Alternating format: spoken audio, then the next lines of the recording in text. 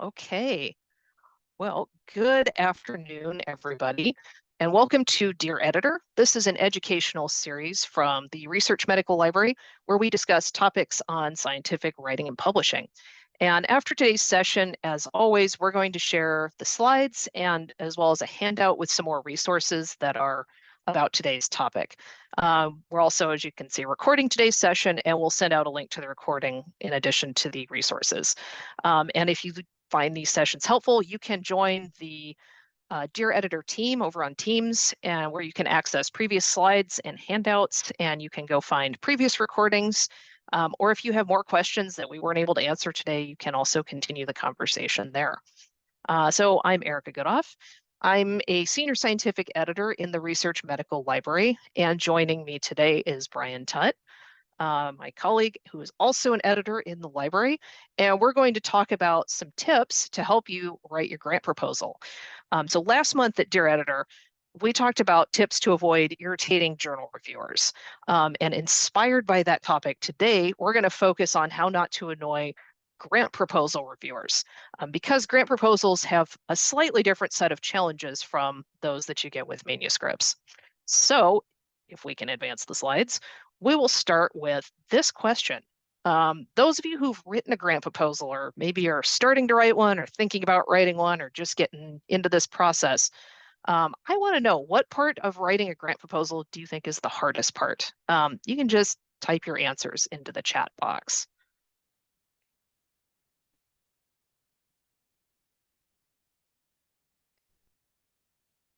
And I will give you a second to do that.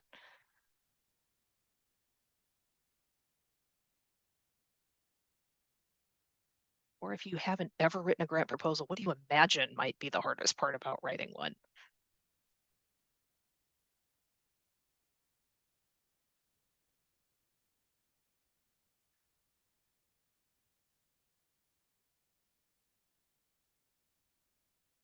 Got a quiet group today.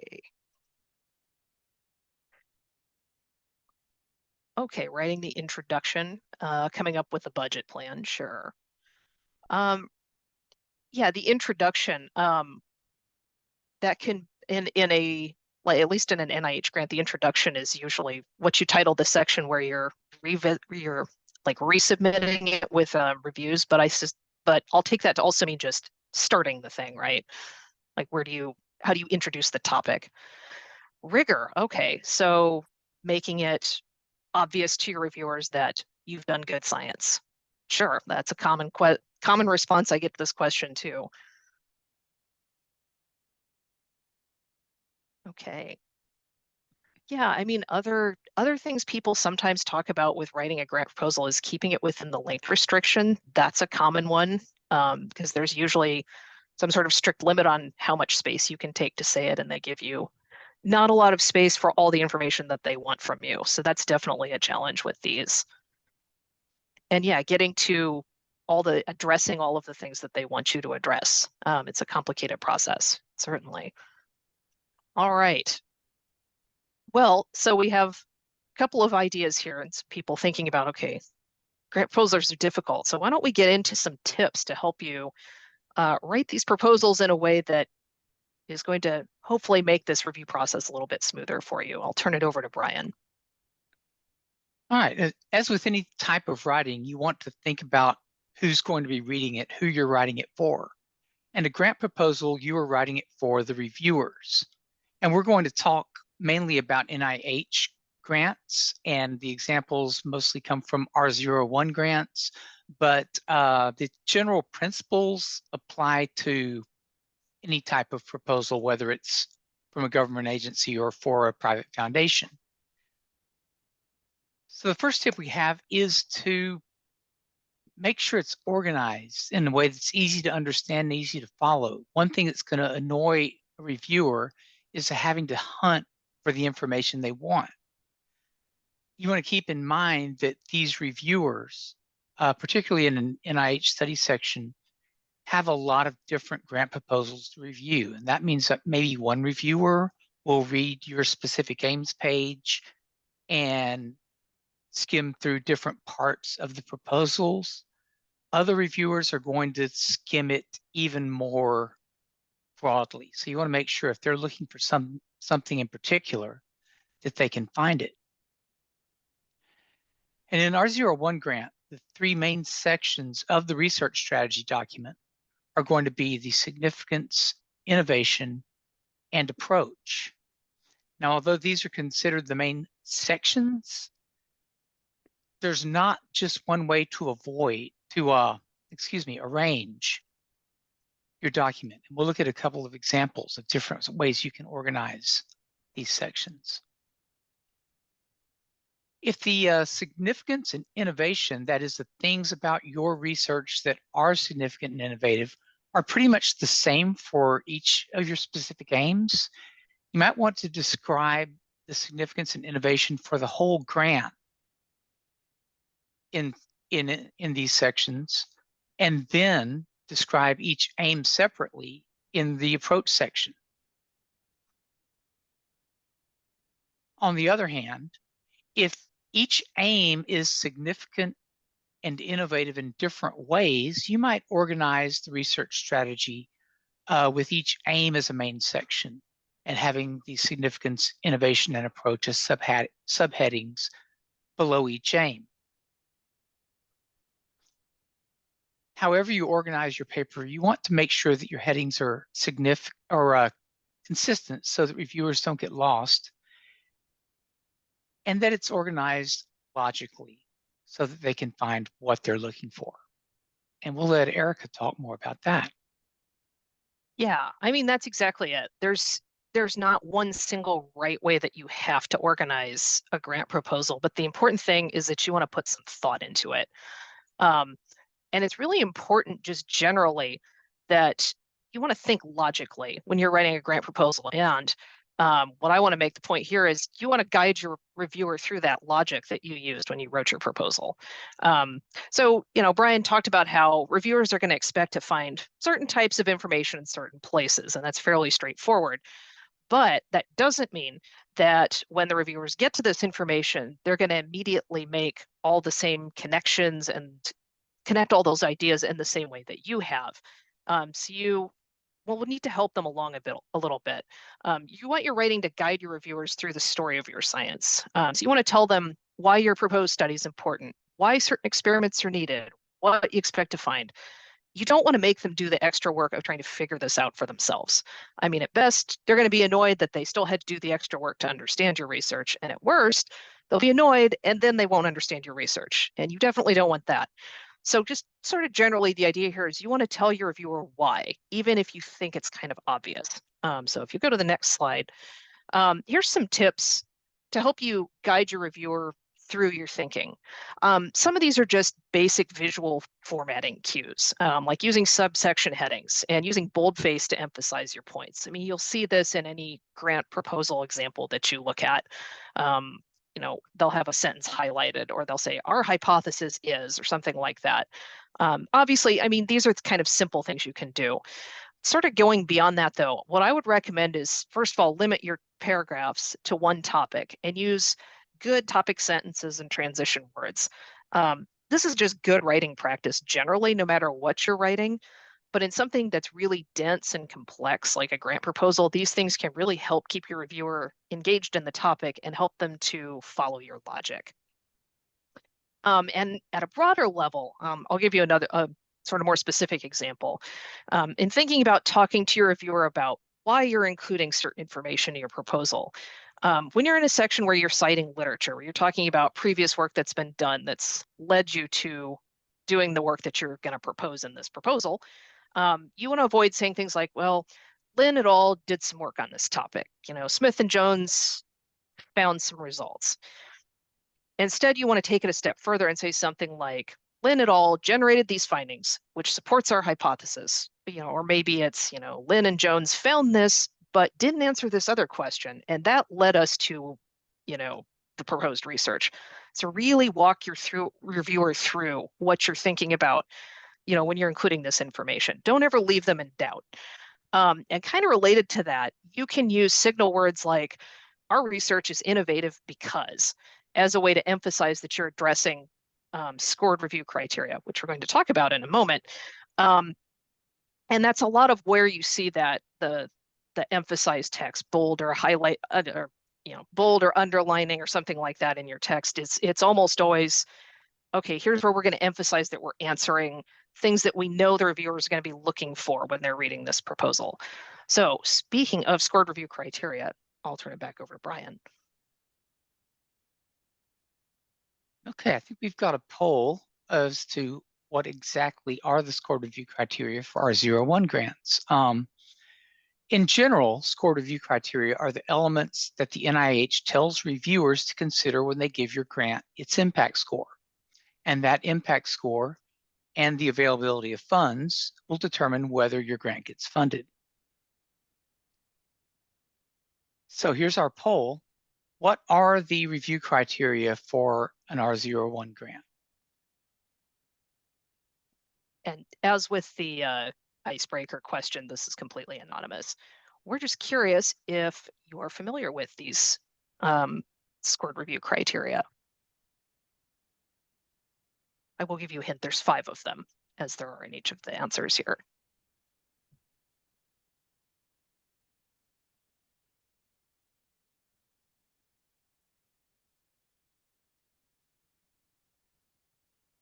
Right.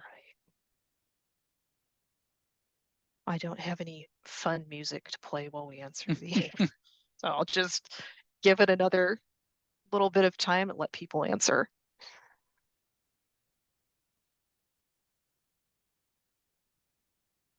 Okay, now we have some different answers coming in.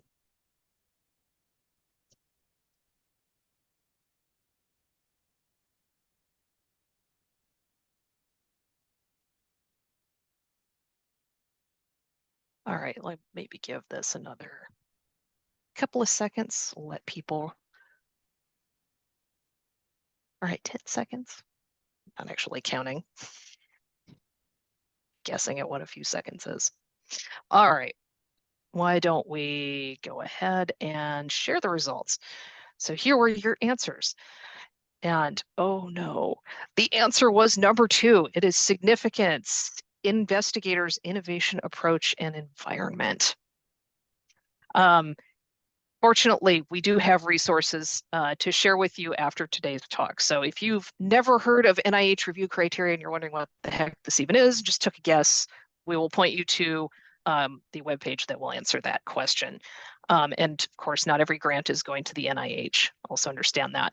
The important thing is you want to know what your review criteria are when you go to write your grant. And that's obviously something you can easily look up. So I will put the poll away. All right. There you go. So as this slide shows, the review criteria for our 0-1 grants are significance, investigators, innovation approach, and environment, meaning the research environment. It's worth noting that these are going to be streamlined beginning in 2025. These will be folded into 3 factors: importance of the research, rigor and feasibility, and expertise and resources. But you see that the 5 current score review criteria are all included in the 3 factors that it's going to change to. So it's really just a matter of making it easier for reviewers to focus and hopefully easier for writers to focus on what's important. For instance, rigor and feasibility are the 2 key things that matter in the approach, of course, along with the expertise and resources. So all of these things kind of come together in your writing. We talked about having significance, innovation, and approach as sections in your research strategy document. The investigators and the research environment are described in detail in separate documents. One is the biosketch and the other's called facilities and other resources. But in your research strategy document, you want to mention things about you as an investigator or your colleagues or your collaborators that are important in making this research feasible, getting it done. You also want to mention important things about the research environment, that MD Anderson has a core facility that you're going to be using for some kind of research. These just need to be touched on so that reviewers who aren't going to be opening every attachment the first time they take a look at your grant,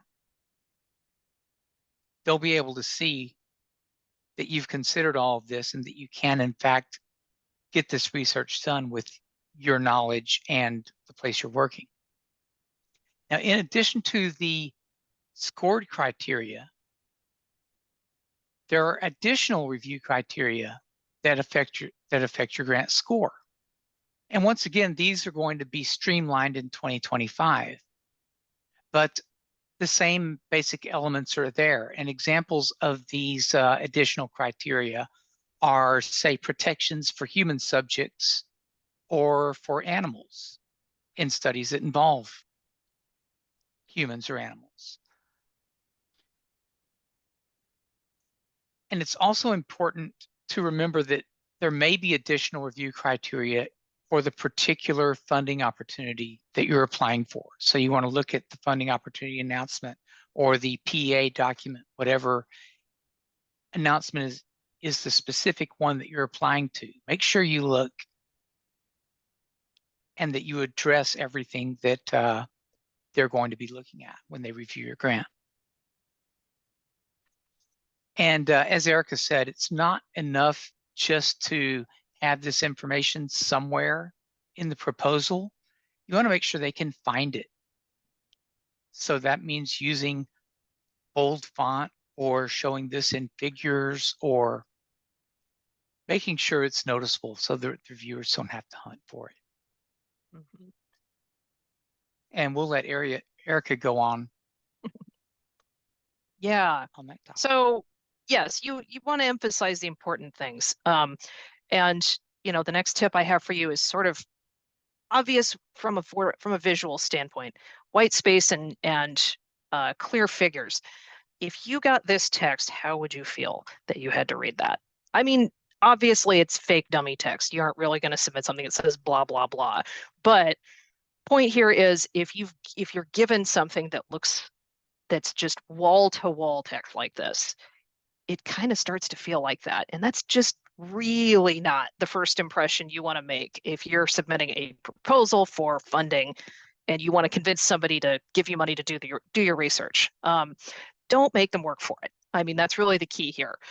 And the other thing that I want to emphasize or that I want to point out here is there's a figure. It's teeny, it's tiny, it's on the far left. There's just a little bitty bar graph there, but it's so small you can't even see the the text on it or the labels or what it's supposed to be or what it means. It's just kind of this little visual thing in the middle of mostly just text. Obviously, what you're looking at is an exaggeration. No one's really going to submit this. But every time that I've been present at a mock study section, somebody, at least one of the reviewers, comments that there's a proposal with figures that were so small they couldn't read them or make sense of them. There's a lot to say. There's a lot to include in a grant proposal. Those couple of slides that Brian showed you, there was a big list of things on there. So there's a lot that you need to say. And you have limited space to do it, as I mentioned earlier. So it's tempting to think, well, okay, I need to put figures, so I'm just going to make them really, really small. But at a certain point, it's really just counterproductive. If you can't make sense of the figure, there's no point in even including it. But if we look on the next slide, what you see here is an example of an approach section from a sample funded grant that's up on the NIH website. There is a page they have where they give you examples of funded grants. You can kind of look at what they're expecting to see as a resource for applicants. So you can see in this example that the text in the figure is pretty close to the size of the text of the actual text in that part of the application. So a reviewer wouldn't have to squint or zoom way in to be able to see that figure. And the figure itself is fairly simple. And the other thing you can notice here is that the text is not, it's actually ragged right. Sometimes you can get away with doing that when you're formatting your grant proposal. But the important thing here is it's not just taking up the entire page. There's text, there's figure, there's some white space in there. It's not as just overwhelming to look at if you're the person who has to read this and try to determine if we should fund this research or not. And that's something that you would want. Now, if you're looking at this and thinking, I have no idea how to make a good figure, that's something you struggle with, even in manuscripts, elsewhere, not just in grant proposals. There are some resources on the handout that can help you that are specifically for how to make better figures. And so you'll be able to see that after we get done with this session. So the next thing I want to say, if we go to the next slide, is you want to polish your writing. Another way to make your reviewer's life easier is just, have proofread and edit your paper. Things that'll annoy reviewers, especially if this happens just numerous times throughout this proposal, are things like spelling errors, bad grammar, or incorrect punctuation. One error in a paper isn't going to make the difference between funding or not, but if this is just scattered throughout, it'll irritate somebody who's got to read this along with all the other proposals they have to read. Other things that can irritate a reviewer might be, lack of organization, paragraphs that are too long. We kind of talked about that earlier. Other things might be like convoluted phrasing or just being overly wordy. You don't need your grant proposal to sound like Jane Austen. It's a truth universally acknowledged that blah, blah, blah. When you can just say something simple like X is known to cause Y. Keep it in as few words as you can. The concepts in your proposal might be complicated or complex, but that doesn't mean that the wording around them needs to be. And once again, I have some links to resources if this is something that you just struggle with. But nothing will do more to distract reviewers from understanding your science than bad writing. So it's worth taking a look at it when you get things put together. Have someone take a look, have a final check done, have some feedback, have someone check it for you. And in addition to the resources, obviously, yay, you have a whole group of editors here who's willing to help you do this exact thing. This is what we do every day. And so speaking of feedback, I'll turn it back over to Brian. Yes, it is important to get feedback, and it's important to get it from multiple sources. You're going to want feedback from people who are involved with the research. Your co-PIs, your collaborators, your mentor, if you have one. That way you make sure that everything gets covered, that you're not leaving something out. But it's also important to get objective feedback from somebody who's not involved in the research, because a lot of the time, the people who already know what's going to be done are going to take it for granted that readers are going to understand certain steps or understand why certain things are being done, whereas that might not be the case. So it's great to get objective feedback from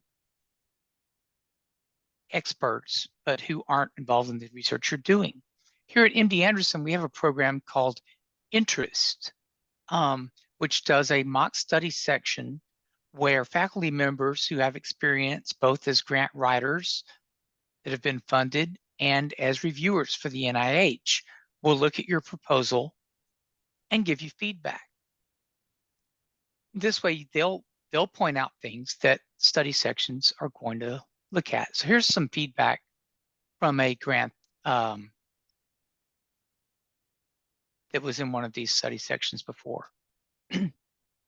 You can see how a lot of the items in feedback relate back to those scored criteria, right?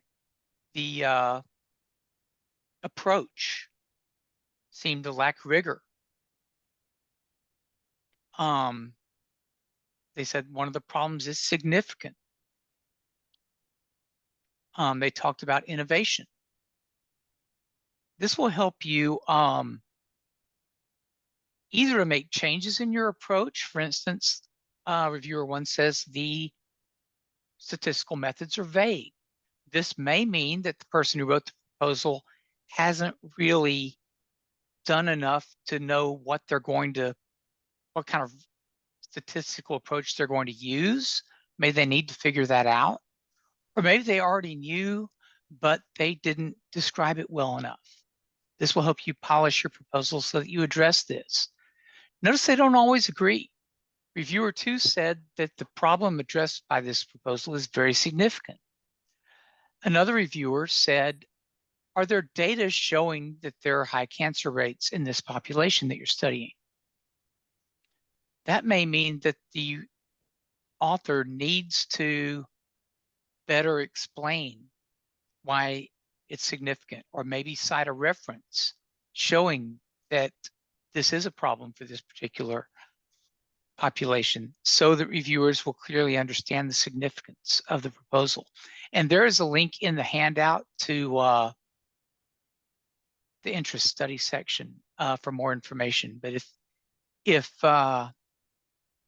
you want to see when the dates are that they're going to take place, and if you are just getting started and are planning in advance, hopefully you are when you write grants, you'll have time to submit to them and get that feedback that can really help you get funded the first time you try, rather than the second or third time of resubmitting it. Yeah, that's a really useful resource. You'd much rather hear it from a mock study section than a real study section, especially if there's, some sort of major problem with your proposal. All right.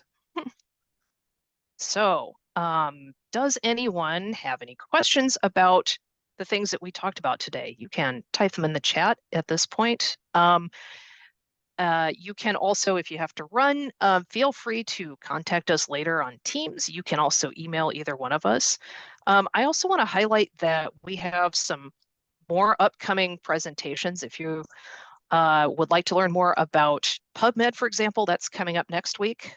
We also have a ongoing series called Tool Time Tuesday that is about tools that you can use in your work, and it's a very helpful resource. I try to attend that one myself as much as I can. So I've included a link to the calendar in the chat if you're looking for that. But Brian and I will sit still for a minute and see if anybody has any questions about today's talk that we can answer for you today.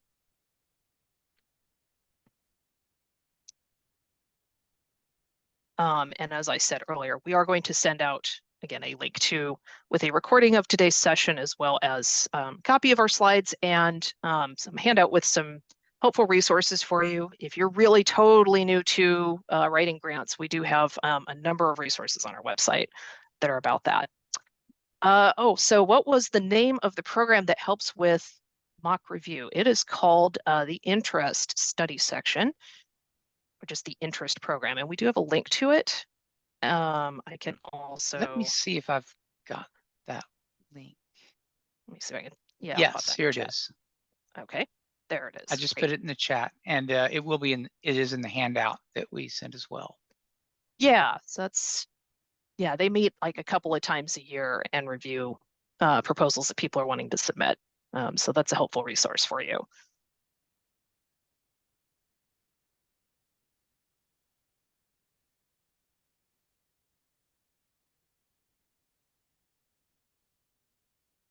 All right. Does anyone have any other questions for us today?